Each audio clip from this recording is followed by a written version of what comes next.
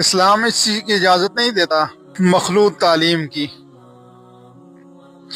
صحیح ابو داؤد میں حدیث ہے، اللہ کے نبی صلی اللہ علیہ وسلم مسجد کے دروازے پہ آئے تو دیکھا کہ مرد اور عورتیں راستے میں مکس چل رہے تھے، صحابیات اور صحابہ کرام۔ اللہ کے نبی صلی اللہ علیہ وسلم نے جب یہ منظر دیکھا تو بڑے غصہ ہوئے، عورتوں سے فرمایا کہ تمہیں کس نے حق دیا ہے کہ تم راستے کے بیچ میں چلو، تم راستے کے سائڈ پہ چل لو، اور مردوں کو کہا کہ تم راستے کے بیچ میں چلو۔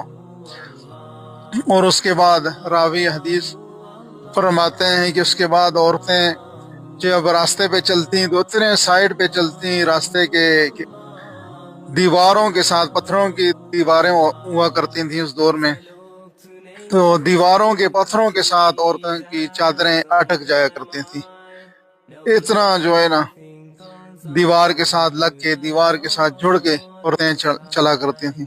اس کے بعد ایسے کہتے ہیں سمعنا واطعنا، ہم نے سن لیا اور مان لیا، ایسی اطاعت کی۔ تو بہرحال اللہ کے نبی صلی اللہ علیہ وسلم غصہ ہوئے، فرمایا مکس کیوں چل رہے ہو؟ عورتوں کو کہا تمہیں کس نے حق دیا کہ تم راستے کے بیچ میں چلو، تم راستے کے سائڈ پہ چلو، اور مردوں کو کہا تم راستے کے بیچ میں چلو۔ تو اسلام کس طرح اجازت دے گا اس چیز کی کہ مخلوط تعلیم یا غیر محرم مردوں کے ساتھ اختلاط اور رش میں چلنا؟ آپ دیکھیں مارکیٹوں میں اور بازاروں میں کس طرح عورتیں مردوں کی رش میں گھستی ہیں۔